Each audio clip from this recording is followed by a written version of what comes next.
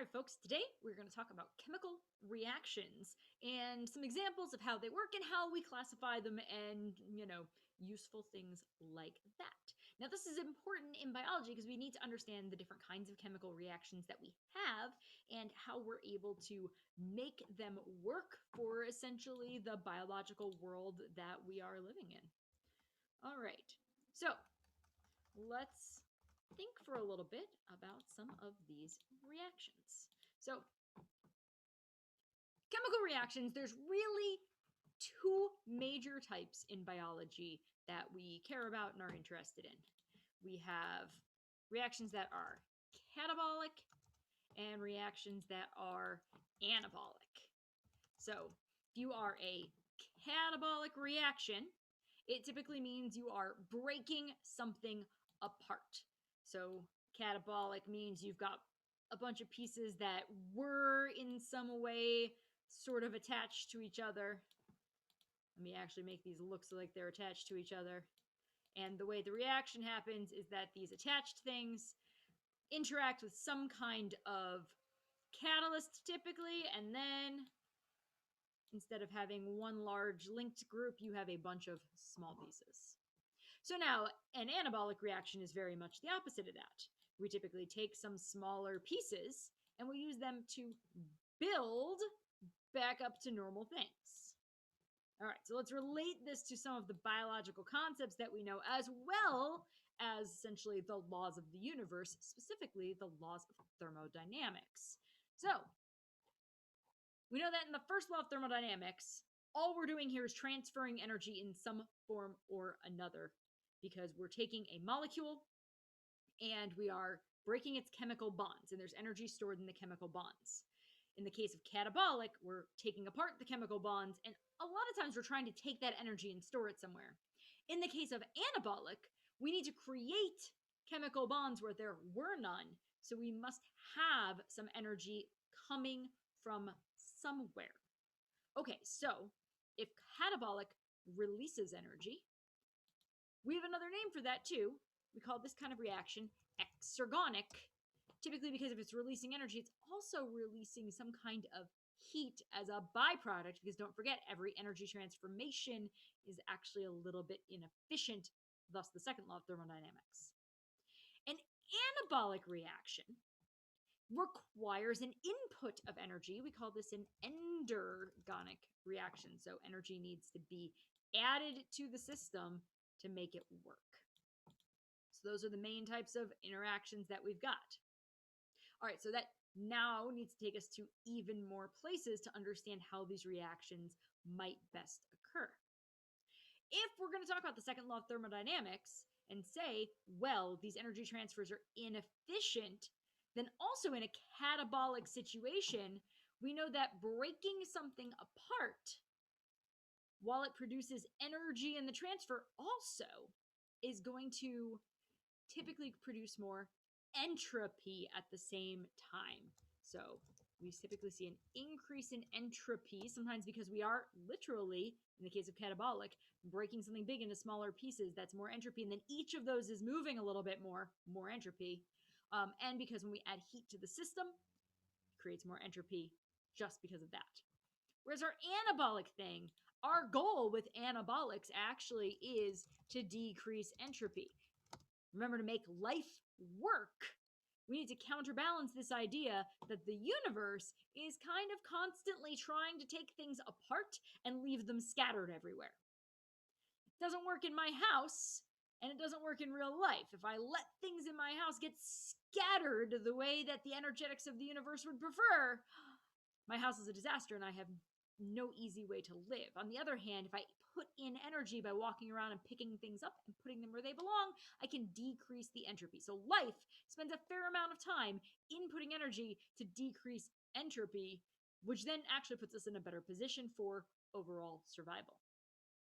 All right, finally, the one more component we need to consider here then is how easily these reactions occur. So from a chemistry standpoint, we say that any reaction that works within the laws of the universe, essentially aiming for a release of energy and an increase of entropy as per the second law, is spontaneous.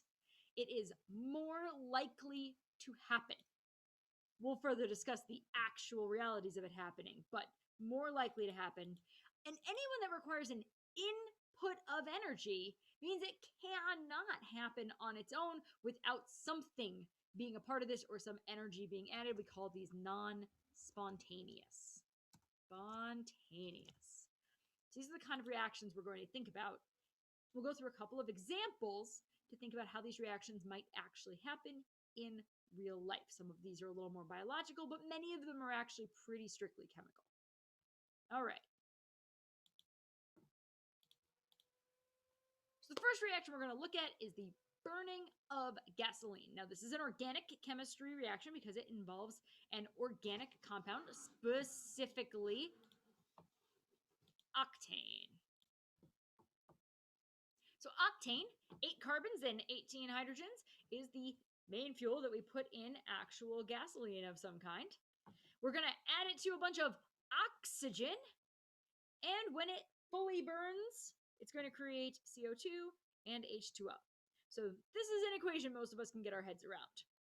First of all, since this is the burning of gasoline, we already know something about the type of equation that it is because it must be exergonic because we use it as an energy producing thing. So exergonic because it produces heat and energy that typically we then use to make little pistons go and things like that. So this is an exergonic reaction. Let's think about it in terms of entropy then, and also in terms of catabolic anabolic. So we're taking an 8 carbon substance and we're breaking it down into a whole bunch of 1 carbon substances. Oh, that sounds pretty catabolic. We're breaking it into pieces. And also we're making a lot of tiny things. So even though over here we do start with a lot of oxygen molecules, they always kind of were there to begin with, but taking the carbon, the large carbon, and breaking it into lots of pieces is going to increase the entropy. So we have increased entropy. And therefore, because of all these factors, we would call this a spontaneous reaction. It is in favor of the universe occurring. Now, keep this reaction in mind for the moment, but we'll get back to it again. Let's look at something a little different. In this case, we're going to look at protein production, or in this case, just peptide production, which is that we take multiple amino acids. In this case, I've got two amino acids, and our goal is to stick them together. We do this by a process called dehydration synthesis. So you may or may not remember exactly how amino acids work, but they typically have a nitrogen, and then they're attached to some carbons, and then there is a link between the carbon and the next nitrogen when you get from one to the other. But first of all, on the end here, so let me get rid of this nitrogen, our carbon of our single amino acid is attached to a double bonded O and an OH. Over here is our R group. And there are hydrogens attached to the nitrogen and the carbon, but don't worry about them for right this second. I will put the hydrogens on this side, though, because when they attach to this nitrogen, which then also further attaches to more carbons and R group and other stuff, so there's also another carboxyl group on this side. These are our 2 amino acids. How are they going to get together? Well, what they typically do is this H and this OH are going to pop off, become water, and these two are going to connect directly across so that you have a C with still a double bonded O, and then it's attached to the N that is still attached to the hydrogen. We call that a dehydration synthesis. All right, so how does this work in terms of our chemical equations? Well, we're taking 2 things and putting them together to create something bigger. Now, it does technically create 2 things, but if we're taking 2 things and putting them together to create something bigger, we're dealing with something anabolic. Because of that, we're creating bonds really where there weren't too many bonds before. So breaking off the hydrogen and the oxygen, that's not super energetic. Getting the carbon and the nitrogen to link up is. So this is going to take some energy. So it is an endergonic reaction. Does it increase or decrease entropy? I mean, it creates some water, but in general, it takes smaller amounts of things and makes them bigger. So it's going to decrease the entropy. And so it is a non-spontaneous reaction. In fact, your proteins only do this when there is enough energy to make it work. So non-spontaneous. You'll notice these things tend to go together. There's always exceptions, but they tend to go together. All right, let's look at another one. Formation of rust. This one might be a little harder to take apart for a couple of reasons. So let's consider what's actually happening here. If we just look at the molecules involved, we see that we have iron molecules, oxygen molecules, and water molecules, and that it looks like they come together to create a combination iron attached to hydroxide molecules, or an iron hydroxide. So at first glance, you might actually think this is an anabolic reaction, that it's pulling things together that were otherwise separate. But we really have to consider how iron works. So even though this is a technically balanced equation for iron, it's very unlikely that you will find 4 molecules of iron just hanging out on their own. Typically, when we think about rust, we think about an iron substance that is a solid, so a large piece of iron. What happens to that large piece of iron? Well, it gets some water on it, it gets some oxygen on it, and they start to attach to the tiny iron atoms and pull them off one by one by one into rust, which is why rust kind of splinters and sheds off your piece of iron. So, in reality, although it looks like an anabolic reaction, it's really a catabolic reaction. It is taking a large piece of iron and tearing it apart. If it's doing that, is it also creating more entropy?